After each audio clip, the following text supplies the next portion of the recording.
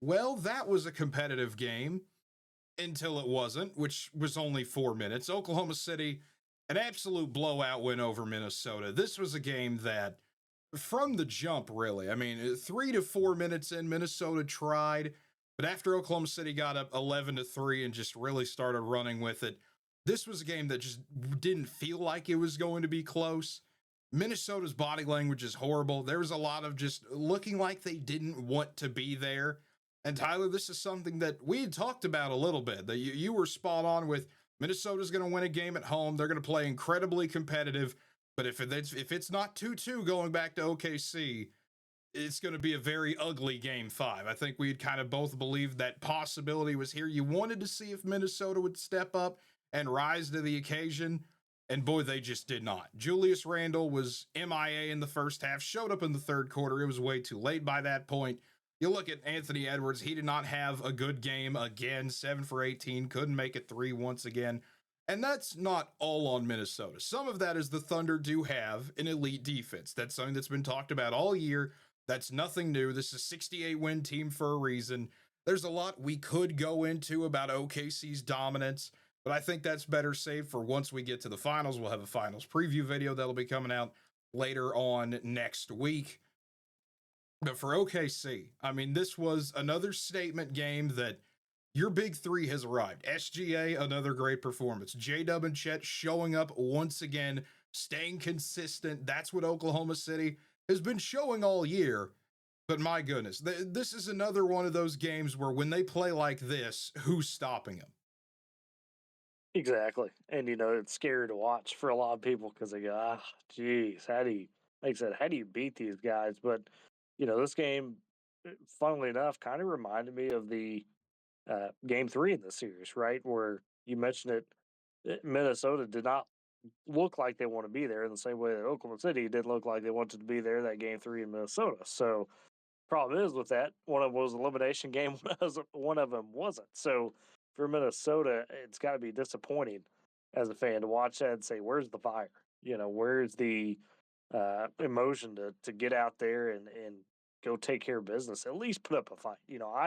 I was a little shocked in this game five because I thought the way that Minnesota played the series while they were at home would give them some confidence for game five to come back and say, okay, if we're going to go out, we're going to go out swinging.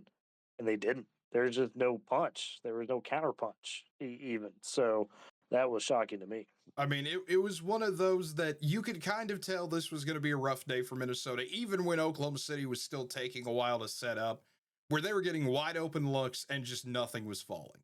You could clearly Yeah. tell, okay, we're back to that game one, game two setup. They're back in OKC.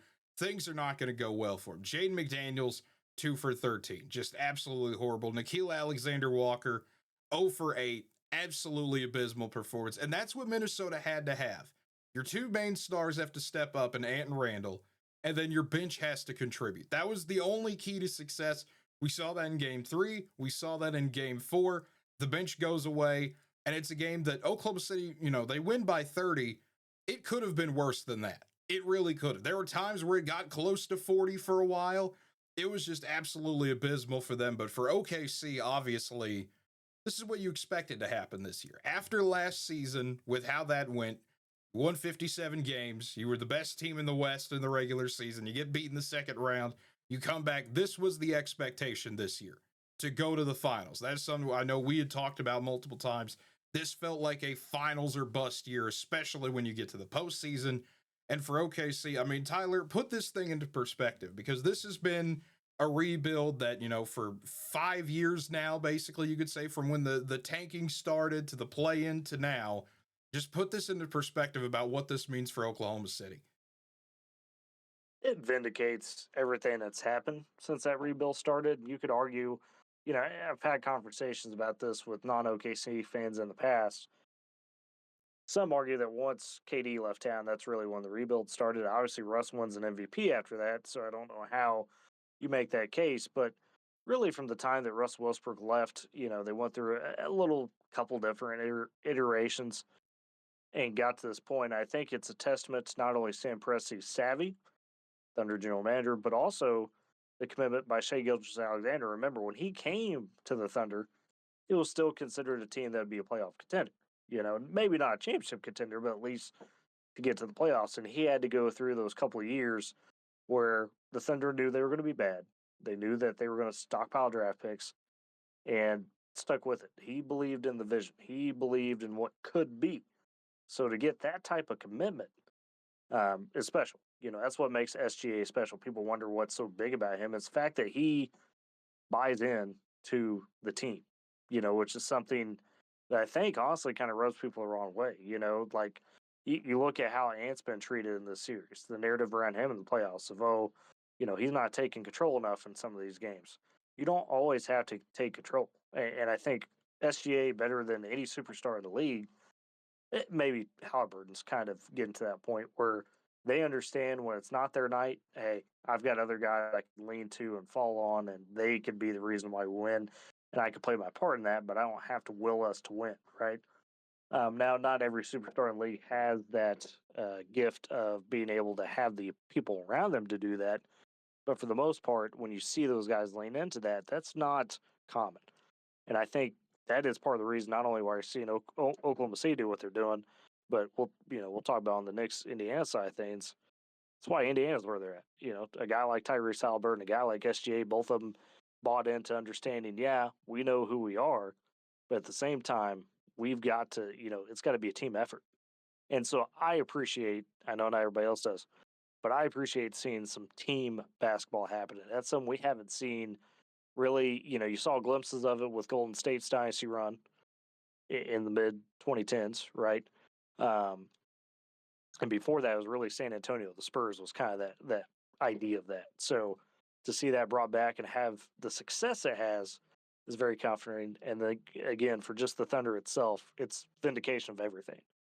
The last 5 years we've been treated like we're a black eye to the league when we weren't even the worst team in the league, but people acted like Sam Presti was doing the second coming of the process and wasn't even close. He has so craftily built this team to where it is now. The guys have bought in. It's just, and this is tough for me to say because I was such a believer in Russ and those guys, but I think this is the best iteration of OKC we've seen to this point, period, since they made the move from Seattle. Yeah, I would say so. And it goes to part of what you've talked about here, just team basketball. It's something that when you force 21 turnovers and you get 14 steals, and what OKC's been able to do and just build over these past few years has been phenomenal because, it goes beyond just your big three. You've mentioned that, Lou Dort gets 3 steals, 4 threes. He's hustling wherever he needs to go. Alex Caruso was of course, magnificent addition that I'm not going to beat a dead horse here, but just look at it. 4 steals, 8 points, does whatever he needs to do. Just absolutely harasses who he needs to. Isaiah Joe came in and just decided I'm not going to miss today in the 6 minutes he played. I mean, it's ridiculous looking at the bench numbers that everybody for OKC, played because it's a blowout game. And just about everyone who played did something. Even if it doesn't show up at the box score as well, maybe they didn't make a shot or something like that, but they're out there hustling. They're out there playing a role and they know exactly what to do. And that's what's so scary about this OKC team that you had rolled out, that it's been interesting watching the narrative shift. If you watched it last night, I know you didn't because you were busy probably doing other stuff, but it was, I watched enough. you were watched. Well, you could have watched the first 6 minutes and that was enough. That I almost texted you and said, should we do the video at the end of the first quarter? Because this game was done. Yeah, when Minnesota scored 9 points in the first quarter, the game was over. It was just straight up done. And so what was interesting to watch last night and kind of going into the day was how the narrative shifted from OKC is a team that, they shouldn't even be here. They're too young to, well, how many championships is this Oklahoma City team going to win? Just like that. In one day, it went from who cares to dynasty in the making.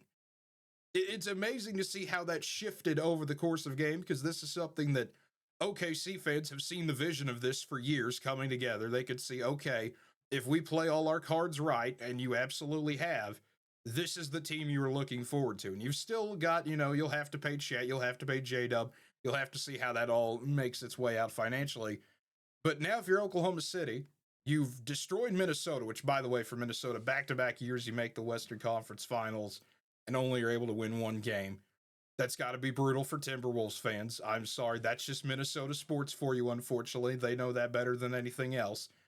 But if you're Big OKC, hit to the Ant Edwards is MJ 2.0 narrative, yeah, by the way. There, big hit to the Julius Randle is supposed to be something agenda as well. He went from beloved before this series started to can we please trade this man or let him walk? There were Timberwolves players, or not players, but fans that was just, I don't want this guy yeah, anymore. This guy can't actually do anything. He scored 24, but most of that was garbage time because it was after the first quarter. I mean, it's just ridiculous that OKC can have some of those games where it's just, okay, it's done. You don't need to see the first, you don't need to see the second quarter onward. We're just done here. It's just nuts to see. And for OKC, you're set up against Indiana or New York. You have the greatest opportunity thrown in front of you for Oklahoma City to get a title. You got to remember, Oklahoma's never had a professional sports team before the Thunder. This is not just OKC that rallies around the Thunder. This is, for majority, the entire state that rallies around it. This is a giant deal to everybody here. I mean, you see the flags, you see the merchandise, you see it all across the state. Everyone is just it's going to be crazy when June gets here. It is going to be something to see for Oklahoma City back in the finals. It's going to mean a lot to a lot of people here. I'm excited for them.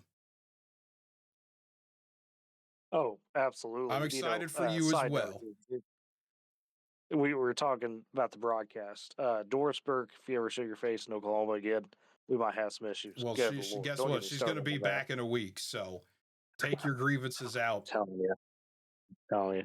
I Can might we have can we to. st- And can I we really start a respect fund to get you to Paycom Center for Game 1 to go yell at Yeah. Dorisburg? I will bring a sign. I tell you, that lady. I had respect for her, but man, don't get me started. Anyways, and another side note: Adam Scheffner, of all people, predicted New York OKC finals with OKC winning. That was in September.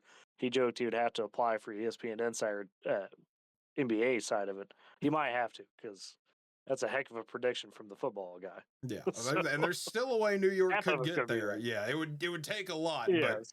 I mean that's incredible on his part. But folks, that will wrap things up here. Oklahoma City, second time as the Thunder making the finals. I still don't know why the Supersonics history is listed on some pages but not on others. It's weird. I don't get it.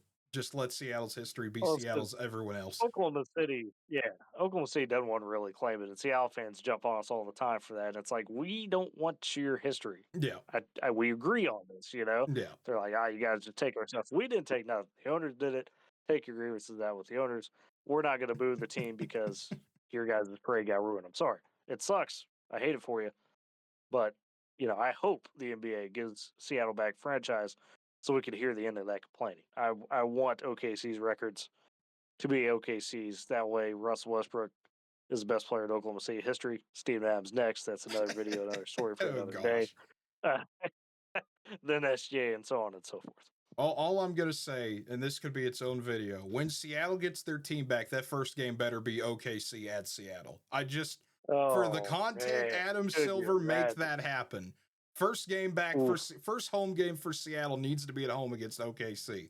That's all I'm saying. I want to see the vibes in that place when that happens. But folks, as always, if you enjoyed this video, feel free to hit the like button, subscribe to the channel, hit the notification bell, as well to always be notified when new videos come out. And leave a comment down below. Are you excited? Are you mad that SGA, the free throw merchant himself, is in the finals? We'll have to see. That's a whole nother debate for a whole nother time. We're gonna have to conversation about that.